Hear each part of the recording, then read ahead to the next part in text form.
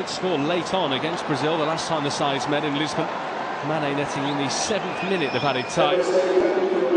Chow hoping that his side can stage a late fight back here, but with every second that ticks by, it's looking more and more unlikely.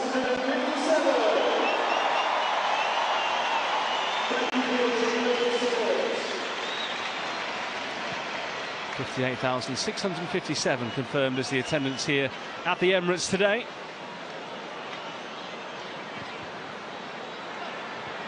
João Pedro looked like he might have done enough there, but skips away from the Seleção.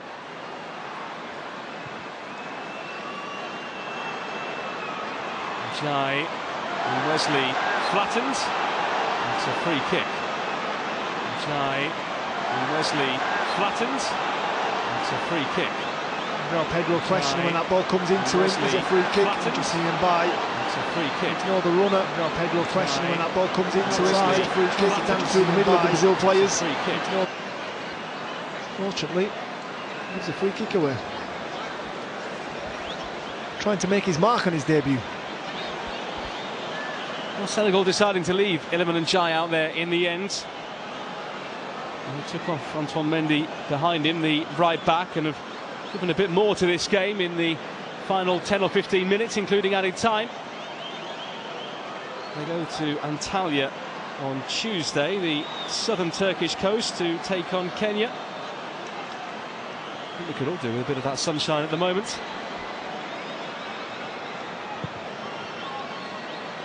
Reports do tell me that on Copacabana at the moment in Rio it is a bit of an overcast, cloudy day, and it is significantly warmer than it is here in London. I'm sure plenty of Brazilians watching back home and have enjoyed what they've seen from their side so far. Gay into Ismaila Sarr.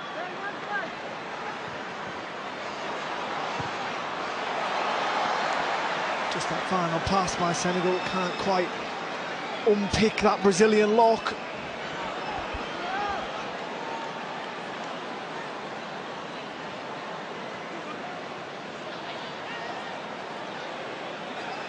Senegal keeping Brazil penned in here. You know there's always that threat of the counter as well.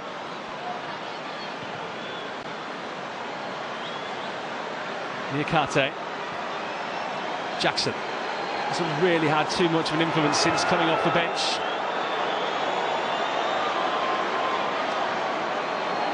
Towel snuffed out the danger.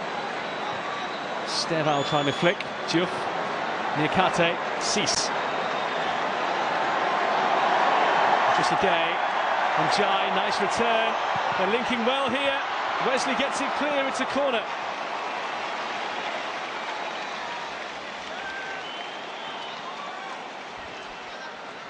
Nice play by Senegal here, bouncing that ball around. Eventually finds Mendy on that right hand side, can't quite pick the teammate out.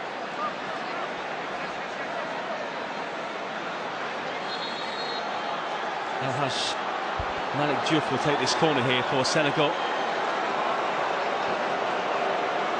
The first double change. Ismaila Sarr coming off, hasn't really been able to get into this game as he would like, has he? No, not as much as his manager would have liked, I'm sure. He's one of their danger men, along with Mane. And Jai off now, the front three. Sheriff Njai comes on now, the Samson Sport centre forward. He's just moved clubs, left Red Star Belgrade in September and has scored 3 in 6 games in the league since then. It was in towards him there, could have had an immediate impact. Back in again, and once again throwing himself towards it. We flag up though for offside. And I think Diouf was offside as the ball got recycled back out to him, but when he did get there, it was a wicked ball back in, wasn't it? And now the changes are raining down here at the Emirates.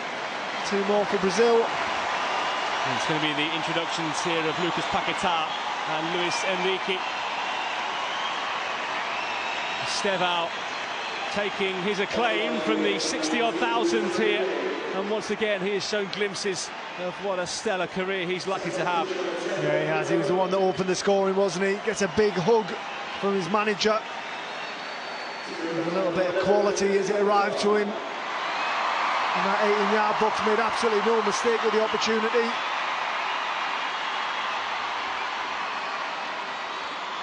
He plays his top football in East London. Lucas Paquetá donning the Brazil shirt here in the north of the city. Estevão and Rodrigo both off. Lucas Paquetá on, along with Luis Enrique of Zenit St. Petersburg.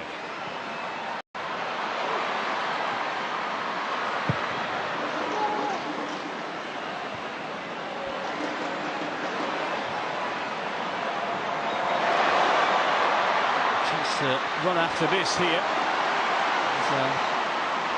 Ibrahim Mbaye, his first real time he's been able to try and get on the ball since coming on off the bench. Superb by Militao, though, reading the game. Has that awareness where that space is. Comes over and covers his right back exceptionally well. Him and Gabriel in the centre of the park. When I say centre of the defence, could be huge. Just to mop up that previous Senegal double change as well. Sabali came on, the Metz left winger, and replaced Iliman Ndiaye, whose number was finally raised.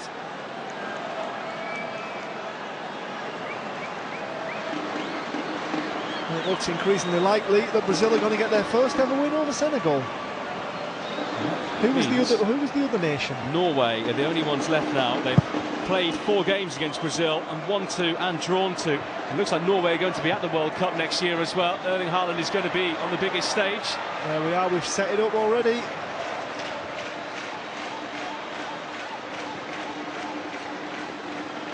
Jai was chasing after that. It's back with Edison. Wesley.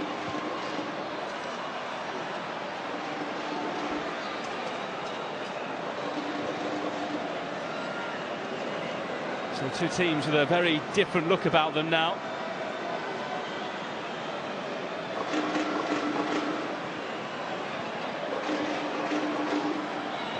And 2 goals for Brazil in a 7-minute spell. Just after the midpoint in the first half have done the damage here.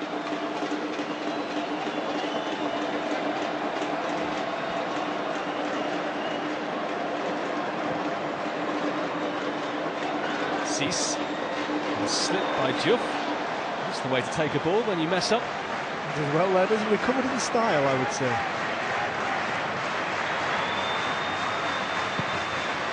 By Militao, Vinicius, the only remaining member of the original front line still out there for Brazil.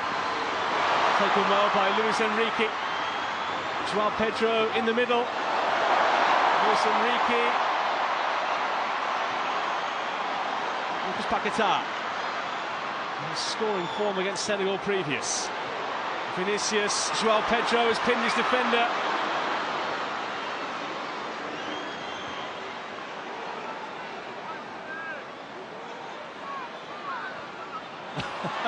Vinicius trying a flick and a trick, but it didn't quite come off for him.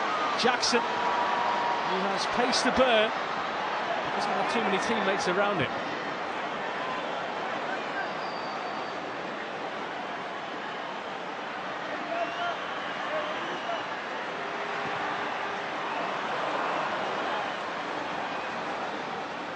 Clement, Carlo Ancelotti's trusted lieutenant, has called in another couple of subs here to get stripped and ready to come on.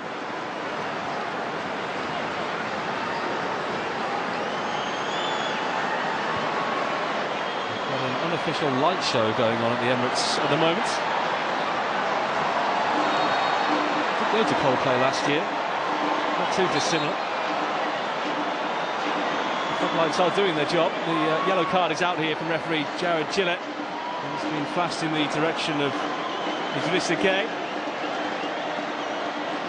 Yeah, just reaches round, a little bit of a scissor challenge. And Sandro, you can understand why it's been given, and there's the light show that you said. I suppose the question is, who's more entertaining, Brazil and Senegal or Coldplay? It's been paradise here tonight, let's put it that way. wiggled out of that one well.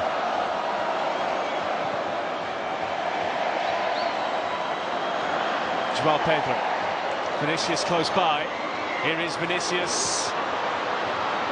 Being made by Lucas Paquetá.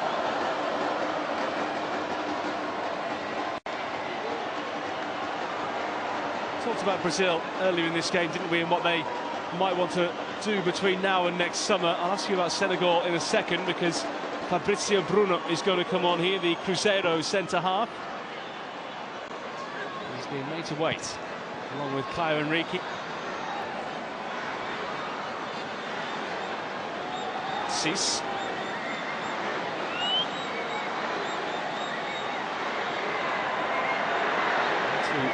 From Jai.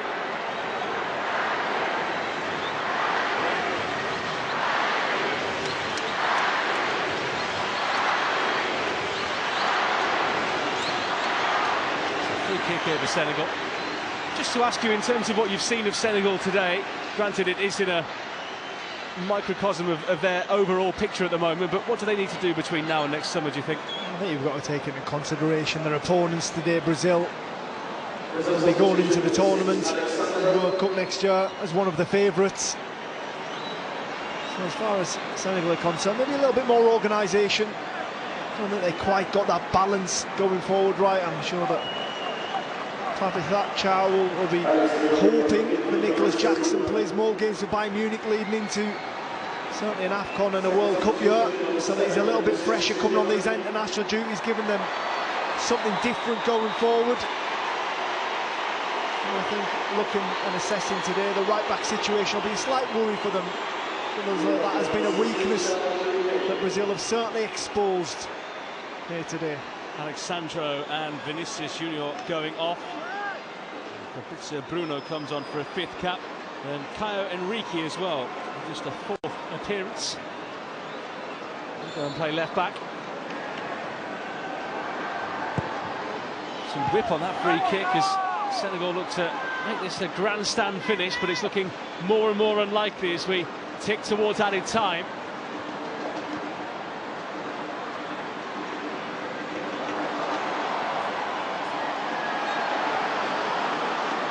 Brazil have a free kick, and this game slowly simmering down now as we enter 3 minutes of additional time. Does that well, doesn't he? Casemiro protects the ball. Always gets his body in between ball and man, and then when that contact comes, he gets the free kick off more often than not. He's been good today, Bruno, in the middle of the park, tenacious. He's a bit of an engine, isn't he, in the heart of that Brazilian team. He's the one that drives them on from a defensive point of view, transition through attack, and he's got the ball at his feet. How nice to have the runners that he has. Likes of Vinicius in front, Rodrigo in front at the start, Cunha to bounce off.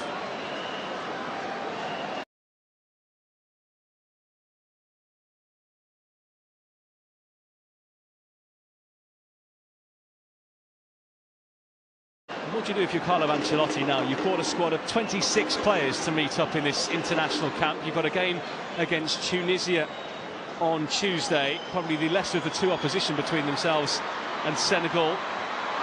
Bruno Guimaraes trying to advance here. The referee did play advantage. It's a free kick to Senegal. But as Carlo Ancelotti, do you look to try and continue to mould this side and use the supreme talent you've got, or do you look at other players in that second match? Well, that's a balance, isn't it? I think first and foremost what Brazil need going into World Cup after their recent form is a little bit of momentum and getting wins on a regular basis and building that confidence. Because the expectation when they get to that World Cup is that they will go deep into it, not only internally in Mexico, but also externally around the world. Lovely Marseille spin there by Bruno Guimaraes, but it comes to nothing in the end for Brazil. Mendy, Nikate, free kick for the trip. And I suppose when you do assess it, they're running out of opportunities to play games, get those friendlies under their